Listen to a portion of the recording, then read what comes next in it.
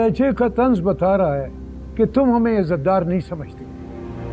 तंज नहीं बेजारी, हम सब भी आवाजार आ चुके हैं। अब तो राह चलते लोग भी हमें दाढ़ियों से पकड़ने लगे हैं कि इस गांव में कमजोर और ताकतवर के लिए अलग अलग कानून क्यों हैं। सब्जली की माँ तो आते जाते हमें बातें सुनाती है। अब हमारी ये औकात रह गई है कि औरत जात की भी बातें सुने और सर झुका के निकल जाए। खुदा की कसम, अब तो मेरा घर से निकलने को दिल ही नहीं करता है। मैं फजर और ईशा के अलावा सारे नमाजें घर पर ही पढ़ता हूँ। सब्जली की माँ बदबख्त ने तो मस्जिद चुड़ा दी है। मस्जिदों में जब मुसलमान कम होने लगे तो ऐ ईमान वालों जान लो कि कयामत करीब है। मैं नहीं कहता, किताबों में लिखा है और उलमा से सुना है। तो मुझसे क्या सुनना चाहते हैं? इंसाफ की बात और उसूल का फैसला।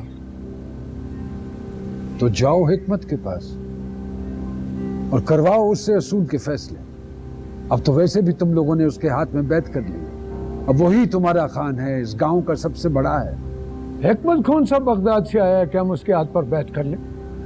हमने तो इसलिए उसकी बात मानी थी कि गांव में खून खराबा ना हो। तो रुक गया खून खराबा क्या?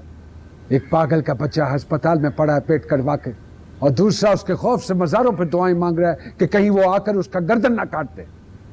वाह सत्तारो वाह, क्या खून खराबा रुकवाया तुम लोगों ने। इंसान अपनी गलतियों से सीखता है और हमने एक दफा गलती की है, अब दूसरी दफा गलती नहीं करेंगे। अब या तो हिलमन पर जरगा बैठेगा या फिर आज के बाद इस गांव में कुछ भी हो जाए किसी का कोई जरगा नहीं होगा। हर बंदा अपनी मर्जी का मालिक होगा। और हम सब मिलकर सब्जली के घर जाएंगे, उसकी माँ से माफ़ी मांगेंगे कि उसके बच्चे के खिलाफ हमसे गलत फैसला हुआ है। आगे उसकी मर्जी है, माफ़ करे ना करे। और इंशाल्लाह जब हिलमन पर जरगा होगा तो सब्जली की माँ से माफ़ी मांगने की ज़रूरत भी नहीं होगी। इससे पहले कि अलमत वापस आकर कोई और हंगामा करे, हमने उसके मुतालबे पर जरगा बिठाने का फैसला किया है। तुम्हें कोई एतराज तो नहीं आजी? ये दिन भी आने थे कि जब कव्वे तो कव्वे चिड़ियां भी सर पर ठूंगे मारने लगे। उठाओ जिस पे भी जरगा बिठाना है, उठाना है, लटाना है, बिठाना है, कोई एतराज नहीं है मुझे। करो जो करना है तुम लोगों ने।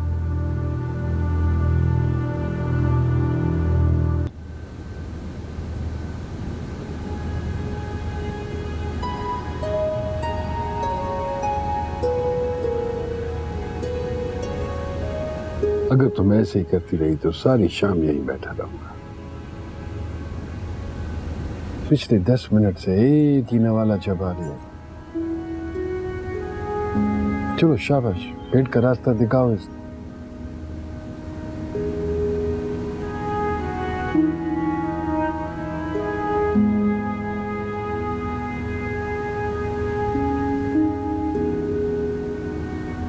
मरजान, मेरी तसल्ली काना का के नहीं, मैं अपने घर को आबाद देखना चाहती हूँ। तुम मुझे एक बार, बस एक बार इल्मत के पास ले जाओ, मैं उससे खुद बात करूंगी। बस एक आखिरी कोशिश करके देखने न दो। अगर इसके बाद भी वो ना माना तो मैं उसका नाम अपनी जुबान पे नहीं लूंगी। भूल जाऊंगी कि हिकमत के अलावा भी मेरी कोई औलाद। देखो हिलमंद, अब समझने और समझाने की सारी मंजिलें पार कर चुका है। वो नहीं समझना चाहता। जब वो वापस आएगा तो मैं बात करूंगा उससे, और वही करूंगा जो बहादुर खान ने अपने भाइयों के साथ किया था। क्या किया था उसने? उसने अपने दोनों छोटे भाइयों को बुलाया, गले लगाया और अपनी जमीन जायदाद सब कुछ उनके नाम करके उस लड़की से शादी की और उसको हमेशा के लिए वहां से लेके चला गया। मैं भी हिलमंद और हिकमत को बुलाऊंगा, अपना सब कुछ उनके नाम करके अपनी औरत लेके यहाँ से चला जाऊंगा। नहीं मरजान, भागना तो कोई हल नहीं है, ऐसा सोचो भी मत। तो ठीक है, फिर ऐसा करूंगा, जब वो वापस आएगा तो घर की बात घर में बैठ के हल कर लेंगे। कुछ मैं समझाऊंगा, कुछ तुम समझाना। छोड़ो, तुमने क्या समझाना, मैं करूंगा उससे बात। वो ठीक होके आ जाए तो सब ठीक हो जाए। तुम्हारे चेहरे का रंग मुझे बता रहा है कि तुम मुझसे कुछ छुपा रहे हो। सच सच बताओ ना, इल्मान जिंदा भी है या मर गया है? अल्लाह का शुक्र है, जिंदा है वो। तो फिर मुझे उसके पास क्यों नहीं ले जा रहे? क्यों नहीं मुझे उससे बात करने देते? मुझे तो लगता है सच यही है कि वो मर गया है, और तो मुझे इसलिए नहीं बता रहे कि मैं भी न मर जाऊं। इसीलिए खाना खिला खिला के मुझे जिंदा रखने की कोशिश कर रहे हैं।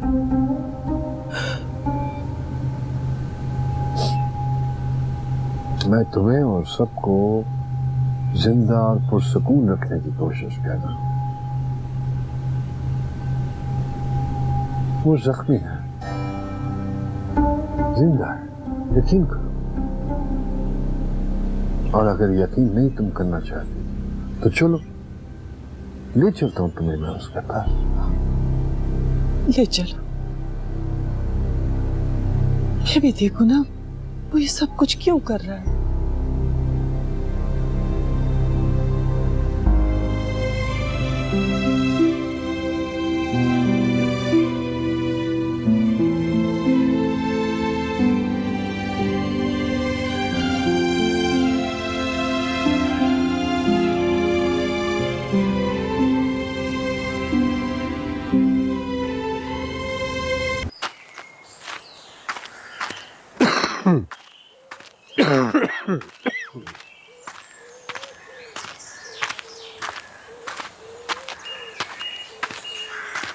हाँ, क्या हुआ? कुछ नहीं हुआ जी, बस पैर फिसल गया था, अब ठीक हूँ। पैर का नहीं, हेलमेट का पूछ रहा हूँ, क्या हुआ? वो भी ठीक है, मैडम उसको अस्पताल से घर लेकर गई है। हाँ, डॉक्टर ने क्या कहा? ये तो मुझे नहीं मालूम, लेकिन मुझे कुछ गड़बड़ लग रहा है। वो मुझे और हेलमेट को जिस जल्दी में अस्पताल से निकाल कर लेकर गई है, इससे तो लग रहा था जैसे रूस की फौज ने अस्पताल का घेराव डालने वाला। बीबी यखनी तैयार है, रोश में 10 मिनट है। ठीक है, जब तैयार हो जाए तो किसी ढक्कन वाले बर्तन में रख देना, और किसी को भेजो जाके आज ही को उजरे से बुला के लाए। मैं भी चादर पहन के आती हूँ। अच्छा जी। वैसे आज मेरा तजुर्बा कहता है कि डॉक्टर 2 नंबर आदमी है। उसने शहजाद को जरूर कुछ न कुछ कहा है, वरना कौन अपने मरीज को ऐसे हालत में लेकर अस्पताल से निकलता है।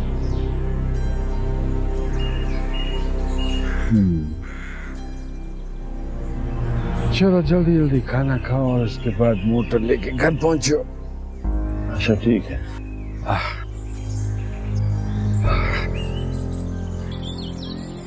सारा इसमें नहीं आएगा, मेरा ख्याल में दूसरी टोकरी हाँ, में। जल्दी लाओ, जल्दी। जी। माँ कहाँ जा रही हो? उससे मिलने जा रही हूँ जिसका तुमने पेट फाड़ा है। अम्मा मैंने कुछ नहीं किया, जिससे देखो मुझ पर इल्जाम लगाए जा रहे हैं। अब मैं इतना पागल भी तो नहीं हूं ना कि अपने ही भाई से दुश्मनी करूंगा। खुदा की कसम मैंने कुछ नहीं किया। तुमने नहीं किया तो फिर किसने किया है? और किसकी दुश्मनी है उसके साथ? और गुलमीना के और कितने उम्मीदवार बैठे हैं जो इल्मत के गक की सजा देंगे उसको। तुम इस वक्त गरम तवे पे चढ़ के भी कस्में खाओ ना तो मैं नहीं मानूंगी। जो बेटा बाप को आंखें दिखा सकता है वो बाई की आंखें बंद भी कर सकता है। माँ दादाजी के सामने मुझसे एक गलती हुई थी और उस गलती पे मैं शर्मिंदा हूँ, लेकिन अब उस एक गलती का ये मतलब तो नहीं कि मेरा खून इतना सफेद हो गया है कि मैं जाके इल्मत को मारा हूँ। कोशिश तो तुमने बड़ी की, लेकिन मार नहीं सके उसे। जिंदा है, सांस ले रहा, जबकि तुम्हारी सांसें उखड़ आई। अभी भी माँ के सामने ऐसे हाँप रहे हो जैसे बोझ के नीचे दबा कोई खच्चर हाँपता है।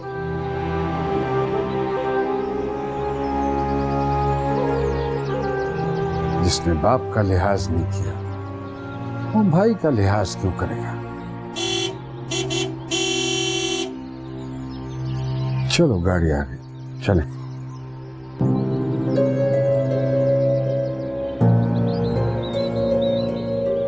जल्दी करो जल्दी।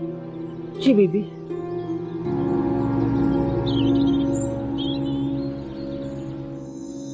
बचपन में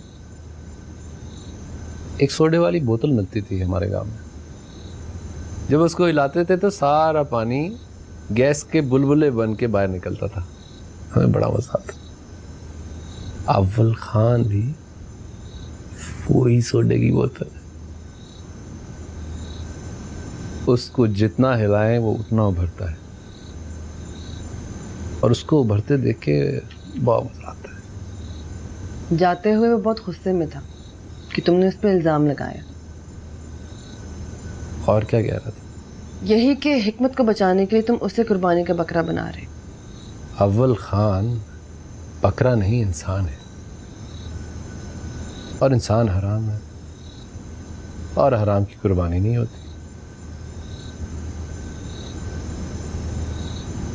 मुझे अच्छी तरह मालूम है कि किसने मुझे हराम करने की कोशिश की। हिकमत ने।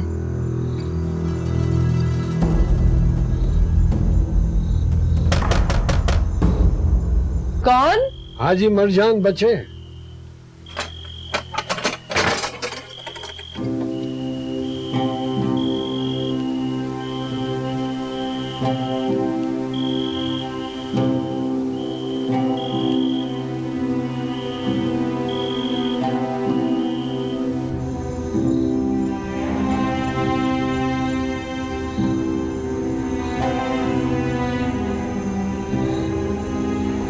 हिलमन, मैं आ गई हूँ बच्चे। हिलमन,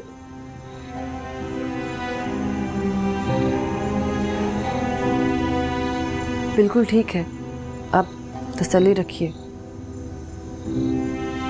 ठीक है, तो आंखें क्यों नहीं खोलता? डॉक्टर ने इसे इसीलिए बेहोश रखे कि ये अपनी जगह से हिल ना सके, ताकि इसके अंदर के जख्म जल्दी ठीक हो जाए।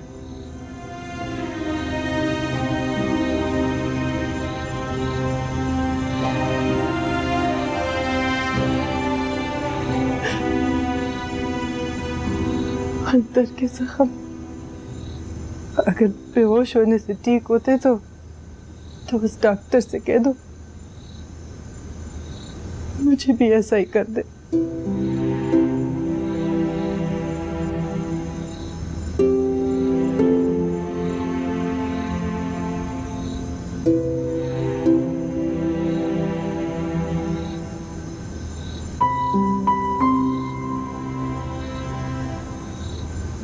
चल रहा है, चल रहा है, दिल चल रहा है।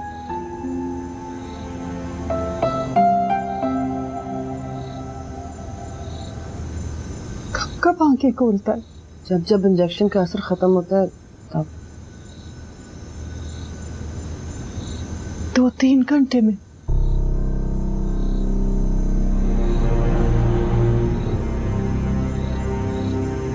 नहीं, 10-12 घंटे में।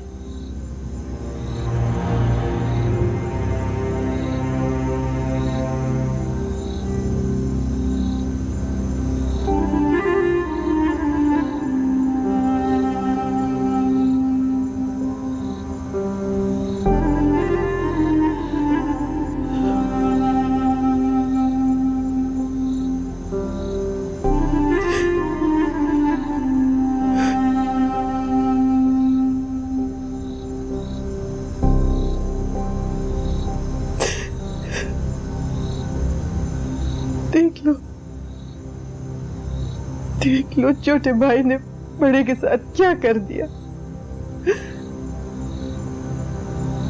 सब ठीक हो जाएगा मेरे बच्चे, मैं आ गई हूँ बच्चे।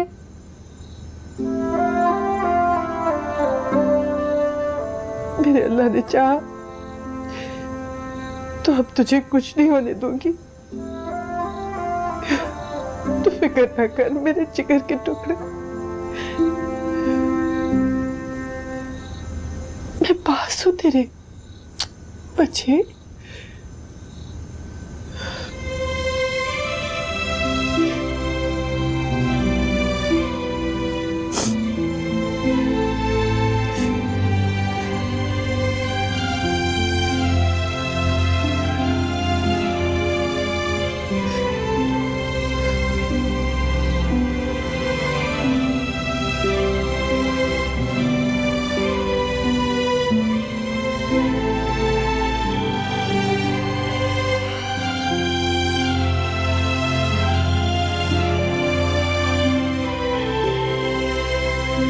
अजी मैं बाहर गाड़ी में बैठा हूँ।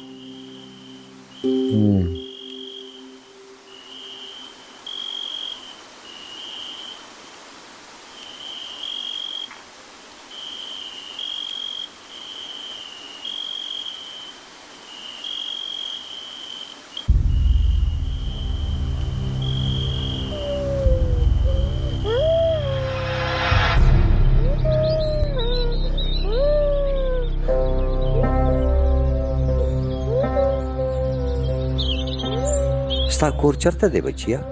د چا زوی؟ اوهو هغه خو زما ډېر ښه ملګری دی. فکر مه کوه، راځه چې ستا سوجۍ پورې دې زه ورسوم. راځه. उस अंग्रेज फादर जेकब के गले में स्लिप न होती तो दूसरा आदमी उसे पक्का पठान समझता था। ऐसे पश्तो बोलता था जैसे उसकी माँ की जुबान हो। जिंदगी का फिर देखो, उस दिन गिरजे के फादर ने मुझे घर पहुंचाकर मेरी माँ के हवाले किया और आज ये अस्पताल का सिस्टर हिलमत को अपने घर लेकर आया और उसकी माँ को सौंप दिया।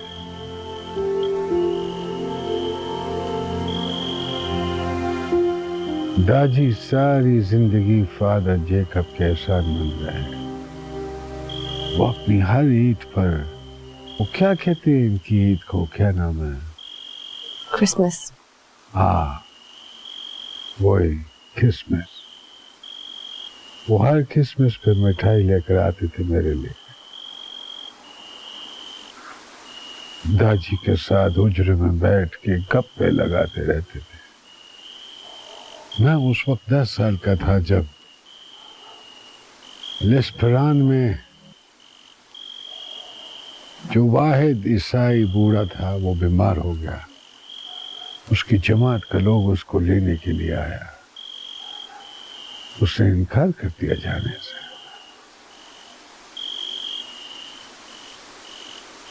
और उसने वसीयत की कि उसके मरने के बाद उसको लेस्परान में दफन किया जाए।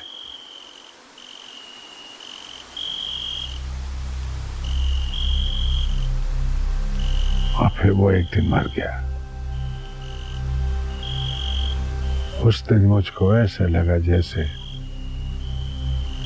वो नहीं, मेरा दादा मर गया। मेरी ईद मरी, मेरी मिठाई मरी। क्या अच्छे दिन थे, क्या अच्छे लोग थे, अच्छा वक्त था। पता नहीं अच्छे लोग कहाँ चले गए, क्यों चले गए।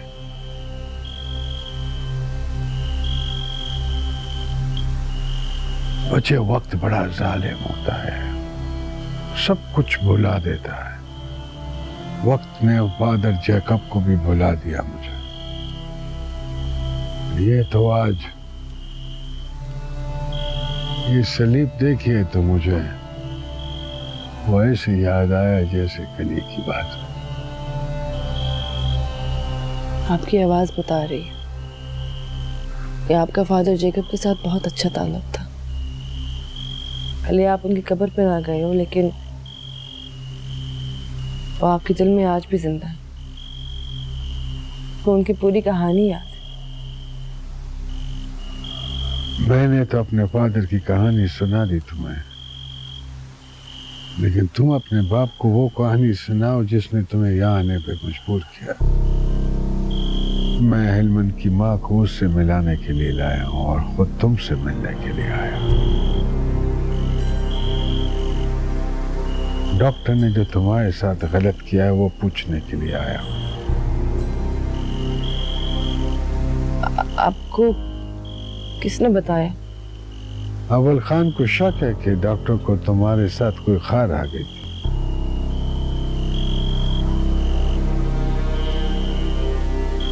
बताओ क्या बात है? शाबाश।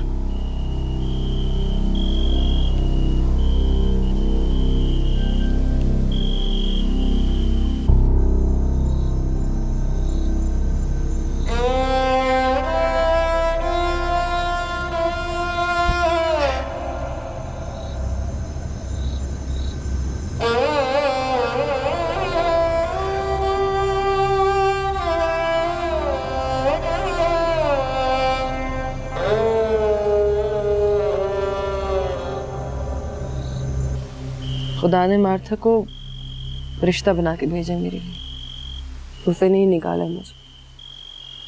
वो अगर हैदर को थप्पड़ मारते ना देखती तो मैं उस दरिंदे के हाथ से ना बच पाती। वो हिलमत की वजह से ब्लैकमेल कर रहा था मुझे।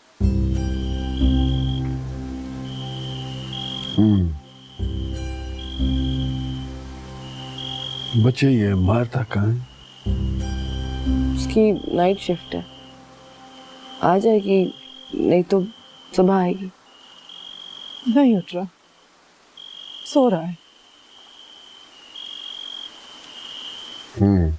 अल्लाह करेगा सुबह आँख खोल लेगा। पर इतना शुक्र है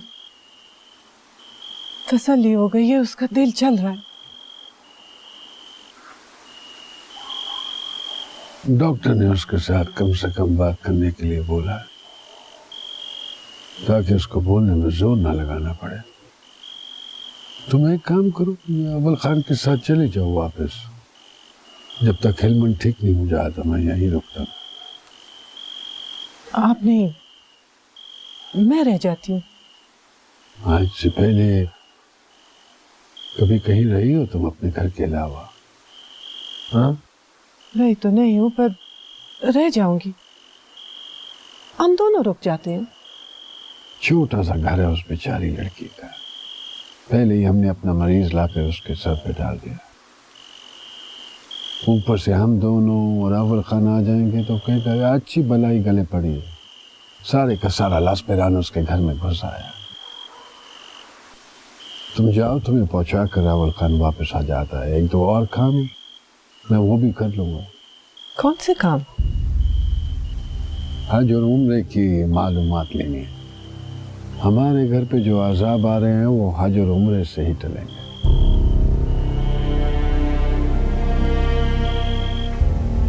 मैं जा रही हूँ इल्मान। अल्लाह तुम्हें अपनी अमान में रखे।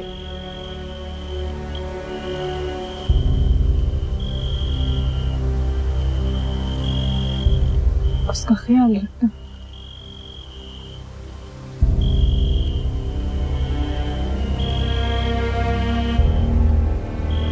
और इसका भी।